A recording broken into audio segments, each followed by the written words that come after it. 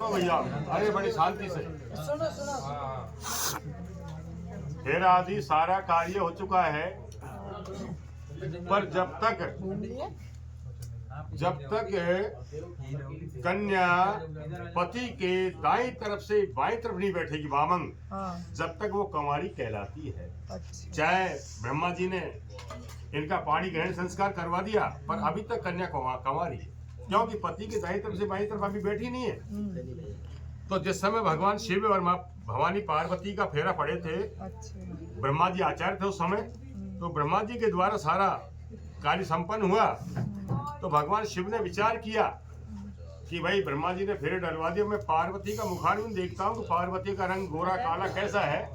तो पार्वती की तरफ जब वो देखने लगे तो पार्वती ने कहा, बोला कि प्रभु अभी तक मैं कंवारी कि क्यों, सब देव साक्षी सब अवन साक्षी ब्रह्मा के द्वारा मतलब यज्ञ संपन्न हो गया शादी का, और अब देख सकता हूँ। नहीं बोला कि प्रभु जब तक आप मेरे को 7 वचन नहीं देंगे तब तक मैं आपके दाईं तरफ से बाईं तरफ नहीं बैठ सकती।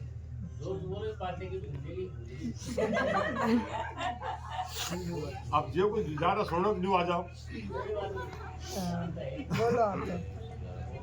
तो बोला कि जब तक आप दाएं 7 वचन दो पहले मेरे को। तो माँ भवानी जगदम्बा पार्वती ने भोलेनाथ से भगवान शंकर से पहला वचन कौन सा मांगा है?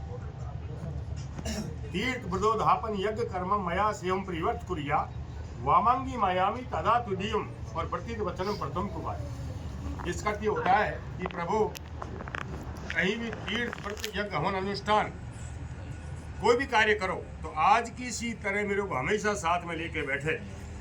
हवन यज्ञ के अंदर कोई भी शुभ कार्य के अंदर जोड़ा से बैठे तो मैं आपके दाईं तरफ से बाईं तरफ आना स्वीकार करूं। पहला वचन। उसके बाद फिर वचन मांगा कि पहले आप अकेले ही थे, आज अपन एक गाड़ी के 2 पहिए बन चुके हैं। एक गाड़ी के 2 पहिए बन गए तो सारा कार्य मेरी सलाह से करे। सुनो बेटा, सारा कार्य मेरी सलाह से करे। कोई भी काम करे तो वो पूछ करे तो मैं आपकी दाईं तरफ से बाईं तरफ आना स्वीकार कर। सुनो बेटी, बात में कर, बैठ जाओ। कार्य मेरे से पूछ कर करे। उसके बाद में कितनी कमाई हुई, कितना खर्च हुआ, ये सारा मेरे को बताए। जो भी आपको तनख्वाह मिलती मेरे को ला के दो। सारा कार्य मतलब इंचार्ज मैं रहूँ, चाहे आप कमाओ आप, पर इंचार्ज मैं रहूँ। क्यों? मेरे गृह लक्ष्मी हूँ, तो मैं आपके दाईं तरफ से बाईं तरफ आना स्वीकार करती हूँ। उसके बाद में फिर वचन मांगा कि मैंने चाहे घर में कितना भी नुकसान कर दिया और मैं मेरी 5 बहन बेटी सखीन में औरतों में बैठी हुई, तो वहां मेरा अपमान मत करना। चाहे घर में कुछ भी कह देना, पर सबके सामने मेरा अपमान मत करना। तो मैं आपके दाईं तरफ से बाईं तरफ आना स्वीकार कर। फिर वचन मांगा कि पर नारी पहनी छुरी और 3 ढोर से खाए और धन छीने जोबन हरे तो मरे नरक हो। पर नारी को हर समय मां मानना। अपनी कोई छोटी है तो वो एक बेटी के समान है, बराबर की बहन के समान, और बड़ी है तो मां का रूप देना, है ना। और सदा मुझ पर ही प्रेम करें तो मैं आपके दाईं तरफ से बाईं तरफ आना स्वीकार करूं। उसके बाद में फिर वचन मांगा कि हर समय मिष्ट भाषण, कभी क्रोध मत करना, कभी क्रोध मत करना। तुकारा फटकार जो ऐसे हल्के शब्द है उनका प्रयोग मत करना।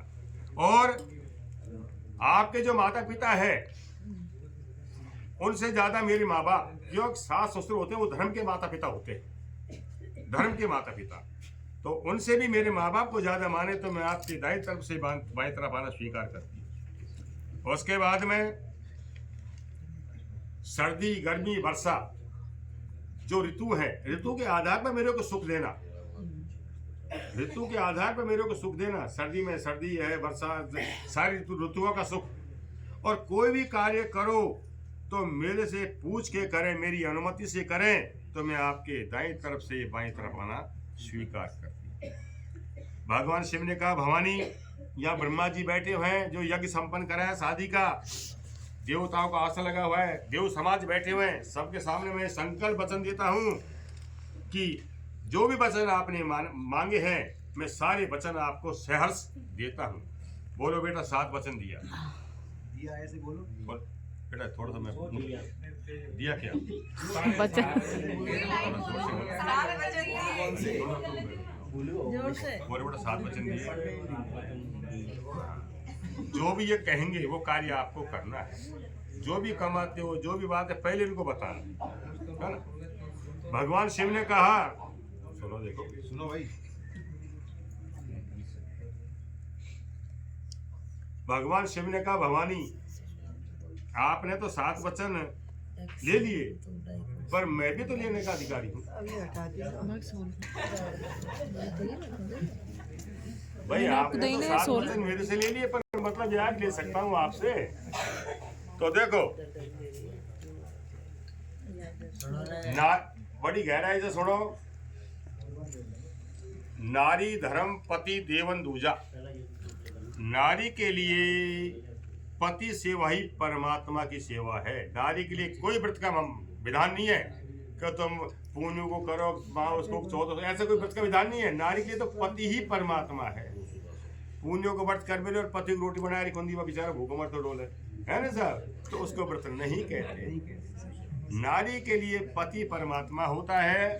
सती अनसुईया ने पति की भक्ति के द्वारा ब्रह्मा विष्णु महेश को 6 महीना का बालक बना दिया जी। और अपना पति को तुकारा फटकारा से बोले, तू खा ले, तू खा जा रही हो, तू चल ले, तो मान ले अपने पति की आयु को कम करना हो, है ना साहब। कभी अपने पति से तुकारा फटकारा नहीं बोलना चाहिए।